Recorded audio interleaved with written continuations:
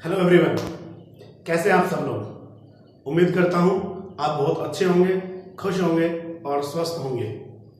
चलिए आज की हम अपनी वीडियो शुरुआत करते हैं।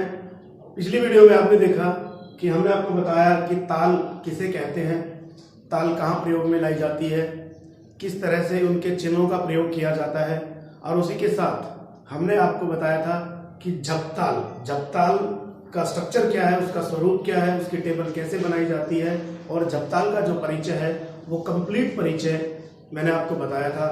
आज उसी चैप्टर से एक नया टॉपिक लेके आए हैं जो है ताल रूपक।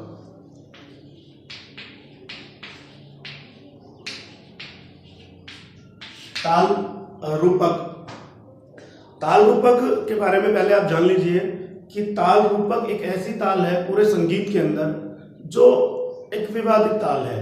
इस ताल को लेकर के संगीतकारों में, संगीत के विद्वानों में थोड़ा मतभेद है। उसका कारण है क्योंकि इस ताल की जो पहली मात्रा है यहाँ पर खाली होती है।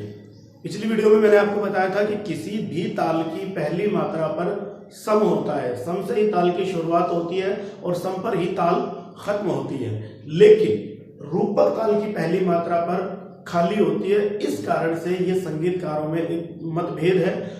जब से इस ताल का निर्माण हुआ है, जब से ये ताल संगीत में लाई गई है, तब से ये चला आ रहा है, इसका कोई सॉल्यूशन नहीं हुआ है। और तब से लेकर के आज तक इस ताल को इसी रूप में जैसी ये बनी थी उसी तरह इसको फॉलो किया जाता है, इसका अनुसरण किया जाता है, इसको प्रयोग में लाया जाता है। तो चलिए हम बात करते हैं ताल रूपक की। तो सबसे पहले मात्राएं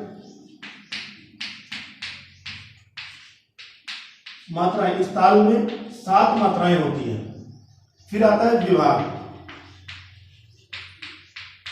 इसमें 3 विभाग होते हैं और 2 मात्रा के 3 विभाग होते हैं। पहला विभाग जो होता है वो 3 मात्रा का, दूसरा 2 मात्रा का, और तीसरा जो अंतिम विभाग है वो भी 2 मात्रा का ही होता है। फिर आती है खाली,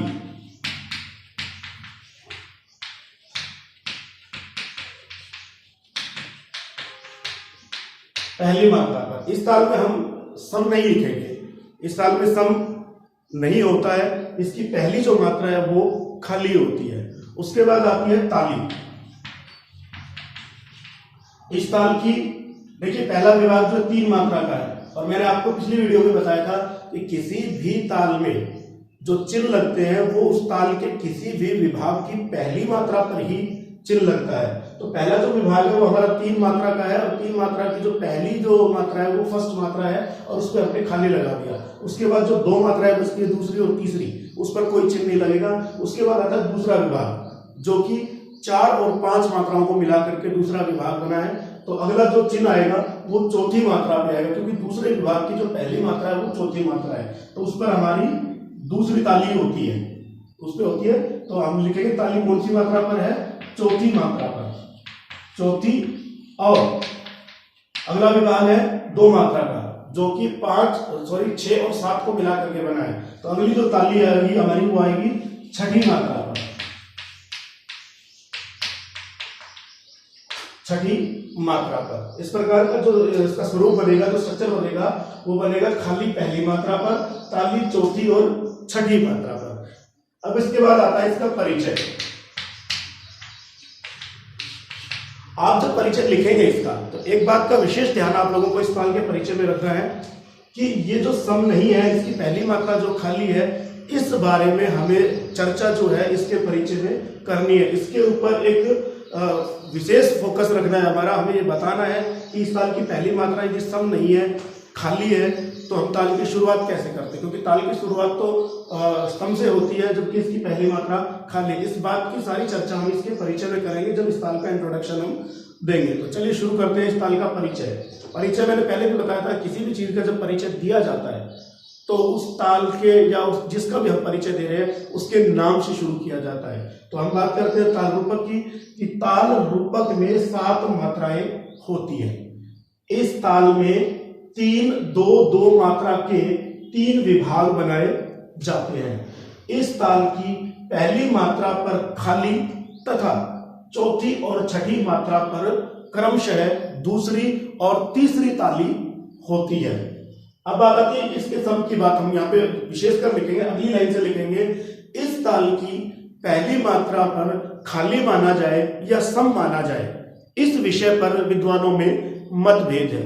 परंतु कोई भी गायक या वादक जब अपनी प्रस्तुति का आरंभ करता है रूपक ताल के साथ, तो वो इसकी पहली मात्रा को सम मान करके बजाना आरंभ करता है। यानी इस ताल की पहली मात्रा पर खाली होते हुए भी उसे सम मान लिया जाता है। इस ताल की पहली मात्रा पर खाली है लेकिन उसे सम माना जाता है, इसलिए इस ताल की पहली मात्रा पर सम मानना ही उचित है।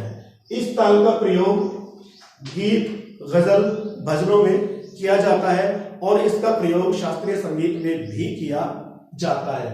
यह तबले पर बजाई जाने वाली बंद बोलों की ताल है।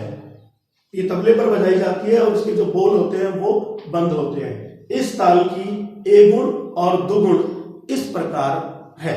तो यहाँ पर हमारा परिचय जो है वो कंप्लीट होता है। हमने देखा, आप लोगों को मैंने बताया कि इस ताल की पहली मात्रा खाली है, लेकिन जब भी कोई ताल शुरू की जाती है उसका जब प्रस्तुतिकरण किया जाता है तो किसी भी ताल को पहली मात्रा से ही बजाना आरंभ किया जाता है और पहली मात्रा पर ही सम होता है। लेकिन इस ताल की पहली मात्रा खाली है, इसलिए इसकी पहली मात्रा को सम माना जाता है। खाली होते हुए केवल उसे मान लिया जाता है जब तक हम उसे प्रयोग में ला रहे होते हैं, वरना इस ताल की पहली मात्रा पर खाली ही होती है। चलिए अब बात करते हैं इस ताल के परिचय हमारा कंप्लीट होता है तो इस ताल की जो टेबल है वो कैसे बनाई जाएगी वो मैं आपको बता देता हूं, और किस मात्रा पर क्या चिन्ह लगाया जाएगा वो भी विशेष ध्यान रखना उस बात का। तो हम इसकी पहली बात इसकी टेबल तैयार करते हैं। तो इसकी जो टेबल है, सबसे पहले वही बात लिखनी है हमें कि इस ताल में कितनी मात्रा है। सबसे पहले मात्रा है, तो मात्राओं के लिए हम संख्या का प्रयोग करते हैं, काउंटिंग का। तो हम 1 से 7 तक संख्या लिख देंगे, 1 2 3 4 5 6 और 7, और ये हमारी 7 तक की हमारी जो मात्रा है वो कंप्लीट हो गई है। इधर आप लिख देंगे आउटसाइड में मात्रा।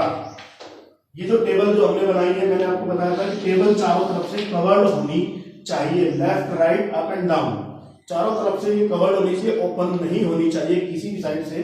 तो जो पहले जो टेबल जो बनी है, ये जो इसका लेफ्ट साइड का जो लाइन हमने खींची है, इसके आउटसाइड में हमें लिख दीजिए मात्रा, और मात्रा के सामने ही ये मात्राएं लिखनी है हमें।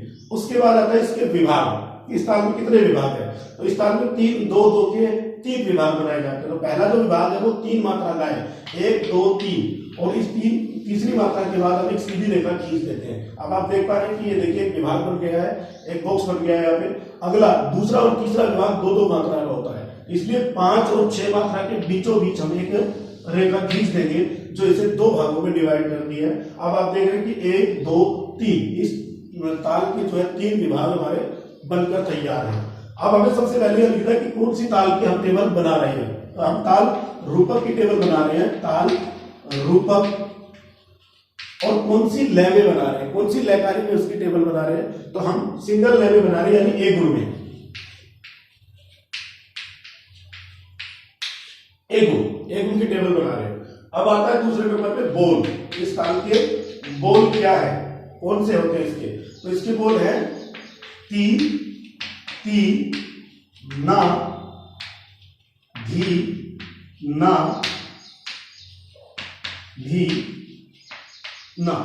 इसके बोल है ती ती ना धी ना धी ना, ये इसके 7 बोल हो गए। अब आता है अगला जो हमारा क्रम है वो है चिन्ह।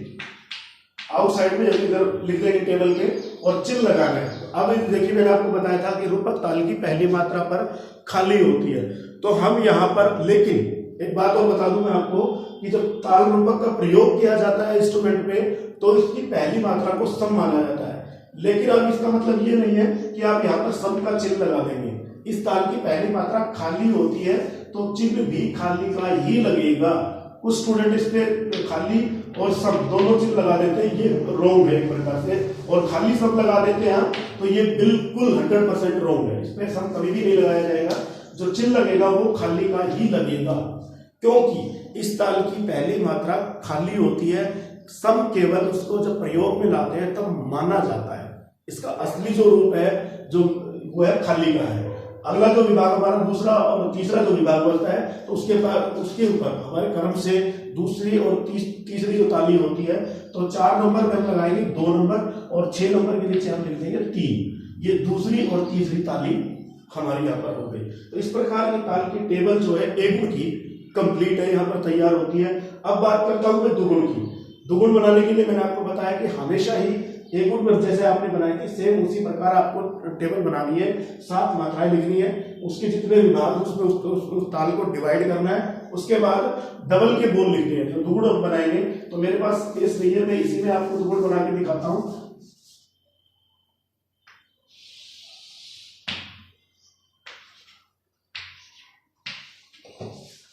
दुगुण बनाते समय हम दो बोलों को एक साथ लिखते एक मात्रा के नीचे।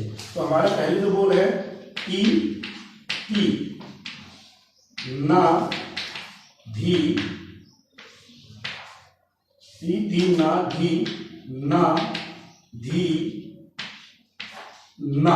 अब देखिए यहाँ पे ताल के बोल तो कंप्लीट हो गए हैं, लेकिन ताल की टेबल जो है वो कंप्लीट नहीं हुई है। आपके पास इस ना के बाद कोई बोल नहीं है तो आप सोचते हैं कि अब इसके आगे हम क्या लिखें। तो आपको ये ताल की जो पहली मात्रा जो थी, पहला जो बोल था, वहीं से इसको रिपीट कर देना है, दोबारा से लिखना आरंभ कर देना है, शुरू कर देना है। तो ना के बाद पहला जो बोल आता है वो ती, पहला ती हम यहाँ पर लिख देंगे। फिर ती ना, ती ना। अब तो हमारे पास बचे धी ना, 4 बोल बचे हैं। विभाग हमारे पास एक ही बचा है, मात्राएं उसमें 2 है और 4 को जब 2 के साथ लिखेंगे तो उसमें हमारी मात्राएं कंप्लीट हो जाएगी। तो हम लिखेंगे धी ना। इस प्रकार हमारी ताल की टेबल जो है दुगुण की कंप्लीट होती है। ये आपके एग्जाम में जब भी पूछा जाए, जैसा भी पूछा जाए, उसी की आपको टेबल बनानी है। एक गुण की पूछी तो आप एक गुण बनाए, दुगुण की पूछी तो आप दुगुण की बनाए। कई बार त्रिगुण और चौगुण की टेबल भी पूछी जाती है, जान लिया जाता है उसके बारे में। तो जब भी आप त्रिगुण की टेबल बनाएंगे तो एक मात्रा के नीचे आप 3 बोलों को एक साथ लिख देंगे और उसके नीचे ये आधे चांद के आकार का जो चिन्ह होता है वो हम इस तरह लगा देंगे। तो हमारी वो त्रिगुण बन जाएंगे। एक मात्रा के नीचे 3 मात्राएं लिखते चलेंगे। जहां भी हमारे फर्स्ट टाइम जो हमारे बोल कंप्लीट हो जाएंगे, जस्ट उसके आगे से हम उसी उन बोलों को शुरू से शुरू कर देंगे और वो कंप्लीट कर देंगे। फिर उसी प्रकार ये जो बोल होंगे ये 3 बार लिखे जाएंगे इन 7 मात्राओं में। जब चौगुन पूछी जाएगी, जब चौगुन लिखनी होती है तो आप 4 बोलों को एक साथ एक मात्रा के नीचे लिख देंगे। और इस प्रकार की जो टेबल है, इस टेबल में ये सारे बोल 4 बार रिपीट हो जाएंगे। 4 बार ये बोल लिखे जाएंगे तो वो ताल की चौगुण कहलाती है, 4 गुना लयकारी कहलाती है। और जब दुगुण त्रिगुण चौगुण की जब टेबल आप बनाए, हमेशा टेबल अलग बनानी है आपको, और जब टेबल बनाए तो उसमें चिन्ह भी हमें मात्राओं के अकॉर्डिंग ही लगाने हैं। मैंने पिछली वीडियो में आपको बताया था कि कभी भी ताल के जो चिन्ह हैं वो बोल के अकॉर्डिंग नहीं लगते हैं, वो हमेशा ताल की मात्राओं के अकॉर्डिंग लगते हैं। तो जैसे अगर मैंने डबल की बनाई है, दुगुन की टेबल बनाई है, तो अगर मैं चिन्ह लगाऊंगा तो जो खाली है वो पहली मात्रा पर और जो दूसरी ताली है वो इस चौथी मात्रा पर और जो तीसरी ताली है वो छठी मात्रा पर। इसी प्रकार आपको त्रिगुण में भी उसी मात्रा के नीचे चिन्ह लगाने हैं, चौगुण बनाएंगे तो भी उसी मात्रा के नीचे लगाने हैं, या इससे ज्यादा लयकारी में आप बनाते हैं तो चिन्ह जो है वो मात्रा के अकॉर्डिंग ही लगते चलेंगे। तो ये थी हमारी ताल रूपक, जो +2 के सिलेबस की एक ताल है जिसका प्रयोग हम गायन वादन में करते हैं। एक बार मैं चलते चलते आपको इसका परिचय दोबारा से रिपीट किए देता हूं कि ताल रूपक में 7 मात्राएं होती हैं। इस ताल में 3-2-2 मात्रा के 3 विभाग बनाए जाते हैं। इस ताल में पहली मात्रा पर खाली तथा चौथी और छठी मात्रा पर क्रमशः दूसरी और तीसरी ताली दिखाई जाती है। इस ताल में पहली मात्रा पर सम माना जाए या खाली, इस विषय पर विद्वानों में मतभेद है, परंतु कोई भी गायक या वादक जब अपनी प्रस्तुति का आरंभ करता है रूपक ताल के साथ तो वो रूपक ताल की को पहली मात्रा पर सम मान करके बजाना आरंभ करता है। इसलिए इस ताल की पहली मात्रा खाली होते हुए भी उसे सम मान लिया जाता है। इस ताल का प्रयोग गीत, गजल, भजन आदि में किया जाता है। शास्त्रीय संगीत के साथ भी इस ताल का प्रयोग किया जाता है। ये तबले पर बजाई जाने वाली बंद बोलों की ताल है। ये हमारा कंप्लीट परिचय हुआ और टेबल आपने देखी। उम्मीद करता हूँ आपको बहुत अच्छे से समझ में आई होगी और आप बहुत अच्छे से इसकी प्रैक्टिस करेंगे, आप इसको याद करेंगे। Thank you very much.